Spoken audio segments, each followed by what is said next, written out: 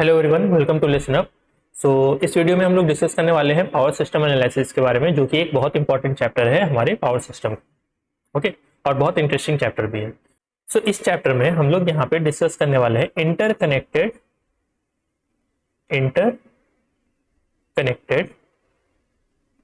Power system के बारे में। ओके, और हम यहाँ पे इस इंटरकनेक्टेड पावर सिस्टम के स्टेडी स्टेट एनालिसिस को पढ़ेंगे। ओके, हम इस इंटरकनेक्टेड पावर सिस्टम का क्या करेंगे, स्टेडी स्टेट एनालिसिस।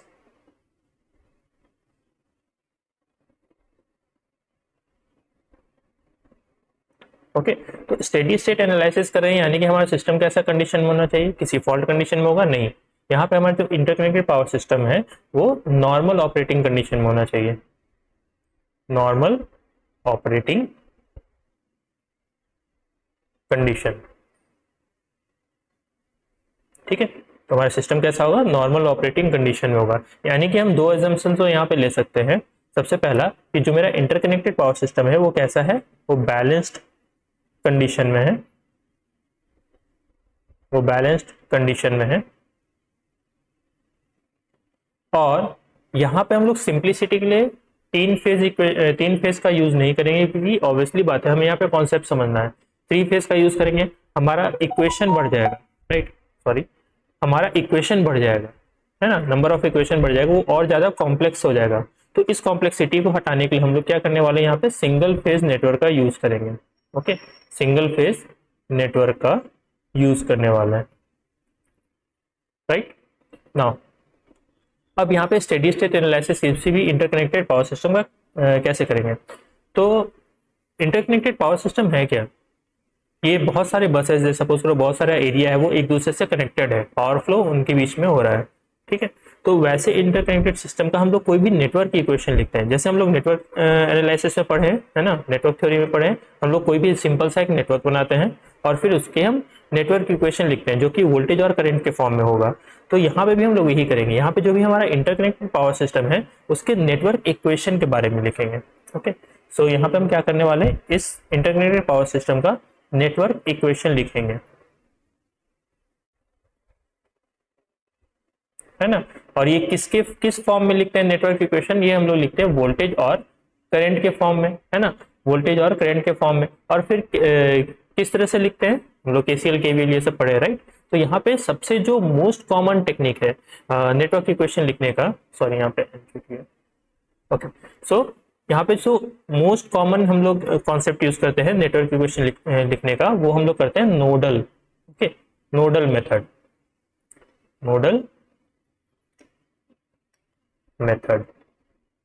सो नोडल मेथड का यूज करके हम लोग यहाँ पे क्या करने वाले हैं, यहाँ पे नेटवर्क इक्वेशन लिखने वाले हैं। नाउ यहाँ पे जो भी हम नेटवर्क इक्वेशन लिखने वाले हैं, ओके, यहाँ पे जो भी हम नेटवर्क इक्वेशन लिखने वाले हैं, अगर वो हम बस नोडल एडमिटेंस के फॉर्म में लिखेंगे, जो भी हम यहाँ पे नेटवर्क इक्वेशन लिखेंगे, अगर वो हम नोडल एडमिटेंस के फॉर्म में लिखने वाले हैं, उसको फॉर्मुलेट करने वाले हैं, तो जो हमारा लीनियर इक्वेशन आएगा, ओके, हमें क्या मिलेगा, उसके बाद लीनियर इक्वेशन मिलेगा, वो करंट के फॉर्म में होगा। ठीक है, क्योंकि हम एडमिटेंस की बात करें, तो जब भी हम किसी नेटवर्क इक्वेशन को एडमिटेंस के फॉर्म, किस फॉर्म में, एडमिटेंस के फॉर्म में,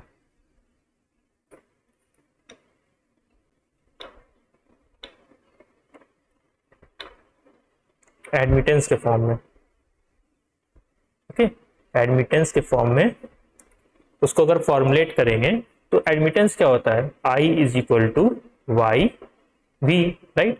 तो जो भी हम यहाँ पे नेटवर्क इक्वेशन है, अगर हम उसको एडमिटेंस के फॉर्म में फॉर्मुलेट करते हैं, तो जो हमारा रिजल्टिंग इक्वेशन आएगा, वो जो भी हमारा लीनियर इक्वेशन आएगा, वो किस फॉर्म में आएगा, वो आएगा करंट के फॉर्म में। ठीक है, करंट के फॉर्म में। तो ये तो सिर्फ एक बस का हो गया। ठीक है, यहाँ पे जो भी तुम्हारा करंट के फॉर्म में जो भी तुम्हारा इक्वेशन आ रहा है, वो क्या है, लीनियर इक्वेशन है, राइट, लीनियर इक्वेशन है। ओके, तो यहाँ पे जो भी तुम्हारा नेटवर्क इक्वेशन होगा, जिसको हम एडमिटेंस के फॉर्म में फॉर्मुलेट करने वाले हैं, वो हमको करंट के टर्म में इक्वेशन देने वाला है। ठीक है, जो भी हमारा लीनियर इक्वेशन आएगा वो करंट के टर्म में आएगा, वो, और वो जो इक्वेशन होगा वो सिर्फ एक सिंगल बस का होगा। और ऐसे बहुत सारे सेट ऑफ इक्वेशन का यूज करेंगे हम, ताकि हम वोल्टेज को कैलकुलेट कर सके, है ना। तो वैसे भी हम लोग नोडल में देखें, हम लोग दो नोड ले रहे हैं, राइट। एक नोड पे हम लोग करंट का इक्वेशन लिखते हैं, दूसरे नोड पे भी हम लोग करंट का इक्वेशन लिखते हैं, और फिर उस दोनों इक्वेशन को हम लोग फॉर्मुलेट करते हैं ताकि हम वोल्टेज निकाल सकें। तो यहाँ पे एक सेट ऑफ लीनियर इक्वेशन तुम्हारे पास आ जाएगा करंट के फॉर्म में, जिससे हम वोल्टेज को कैलकुलेट कर सकें। नाउ जो हमारा रिजल्टिंग इक्वेशन होगा, देखो पावर सिस्टम में क्या होता है, जो भी हम इक्वेशन लिखते हैं वो करंट के फॉर्म में तो ऐसे नहीं लिखते हैं डायरेक्टली, राइट। हम लोग क्या करते हैं, पहले ये सब तो बेसिक फॉर्मुलेशन है, हम लोग जो मेन जो भी हम लोग इक्वेशन लिखते हैं वो पावर के टर्म में लिखते हैं, राइट। तो यहाँ पे जो हमारा रिजल्टिंग इक्वेशन आने वाला है वो आने वाला है पावर के टर्म में, ठीक है।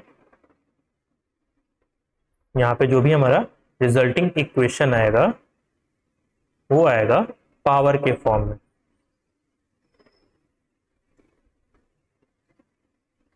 ठीक है, पावर के फॉर्म में आएगा। सो जो भी हमारा रिजल्टिंग इक्वेशन आ रहा है जो पावर के फॉर्म में आ रहा है, पावर के टर्म में आ रहा है, यहाँ पे फॉर्म नहीं लिखते,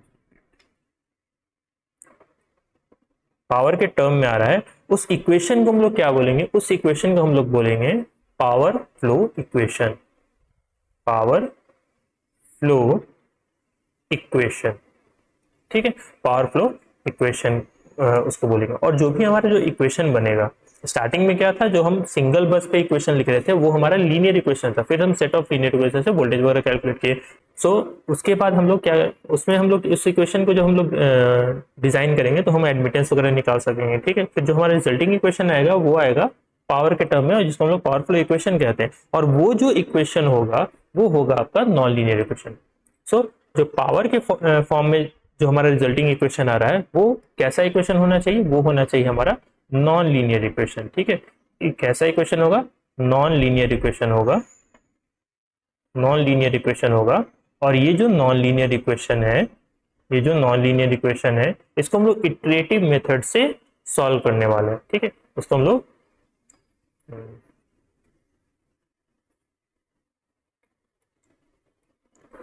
लोग इटरेटिव टेक्निक से सॉल्व करने वाले हैं। हम सभी को पता है इटरेटिव टेक्निक है क्या क्या, राइट। इसको हम लोग iterative technique, okay, iterative technique का यूज करने वाले। तो इटरेटिव टेक्निक है क्या क्या, गॉस सीडल हो गया, न्यूटन रैप्सन हो गया, जहां पे हम लोग इटरेशन का यूज करते हैं आंसर को फाइंड करने के लिए, ओके। नाउ हम लोग सबसे पहले यहाँ पे क्या क्या फाइंड करेंगे, सबसे पहले हम लोग यहाँ पे फाइंड करेंगे बस एडमिटेंस मैट्रिक्स,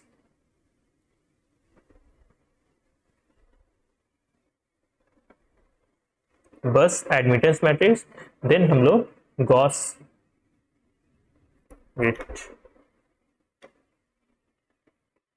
सीडल या न्यूटन रैप्सन या डीकपल्ड मेथड का यूज करने वाले हैं। सो यहाँ पे सबसे पहले हम लोग बस एडमिटेंस मैट्रिक्स निकालेंगे, राइट। तो बस एडमिटेंस मैट्रिक्स को हम किस तरह से लिखते हैं, I is equal to Y V, है ना। तो ये हमारा वाई बस मैट्रिक्स हो जाएगा। सो वाई बस मैट्रिक्स, ये जो इक्वेशन तुम देख रहे हो वो किस टर्म में लिखा होना चाहिए, वो लिखा होना चाहिए आई के टर्म में, राइट।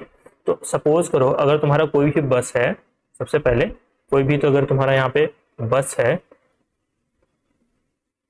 किसी भी तरह का तुम्हारा यहाँ पे अगर बस है, तो अगर यहाँ पे वोल्टेज दिया हुआ है, ठीक है, कोई भी तुम्हारा वोल्टेज सोर्स दिया हुआ है और साथ में रिएक्टेंस वैल्यू कुछ भी दिया हुआ होगा, सपोज करो J1 या कुछ भी, तो अगर यहाँ पे तुम्हारा वोल्टेज दिया हुआ है तो सबसे पहले हम इसको क्या करेंगे, हमें करंट के फॉर्म में इक्वेशन लिखना है। तो हम क्या करने वाले हैं, हम यहाँ पे इसको करंट सोर्स में कन्वर्ट कर देंगे, ठीक है, करंट सोर्स में कन्वर्ट करेंगे। तो करंट सोर्स में जब कन्वर्ट करेंगे तो क्या हो जाएगा, that is V by J, है ना। तो ये मेरा करंट के फॉर्म में आ जाएगा, आई क्या हो जाएगा, V बाई J1, और ये क्या आ जाएगा यहाँ पे, ये रिएक्टेंस वैल्यू क्या हो जाएगा, that is J1, okay.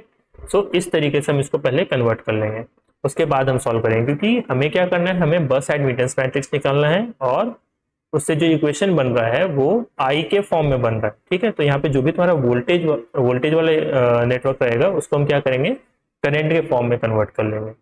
Now simplicity के लिए हम लोग क्या करने वाले हैं, सिंप्लिसिटी के लिए हम लोग फॉर सिंप्लिसिटी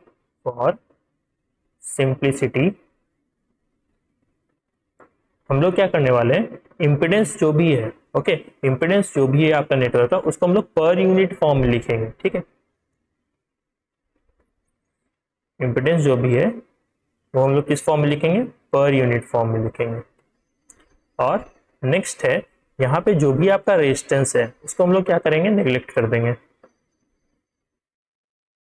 ठीक है। जैसा हम बोले, हमें यहाँ पे कॉन्सेप्ट समझना है, राइट। हम यहाँ पे इसको कॉम्प्लेक्स नहीं करना चाहते, अगर कॉम्प्लेक्स कर देंगे तो स्टार्टिंग में हमें समझ में नहीं आएगा। तो सिंप्लिसिटी के लिए हम लोग क्या कर रहे हैं, जो भी हम लोग इंपेडेंस का वैल्यू ले रहे हैं वो हम पर यूनिट फॉर्म में लेंगे, और जो भी आपका रेजिस्टेंस होगा वो हम नेग्लेक्ट करके रखेंगे, ठीक है। तो चलते हैं, सबसे पहले हम लोग वाई बस फाइंड करना सीखते हैं कि वाई बस कैसे कैलकुलेट करें।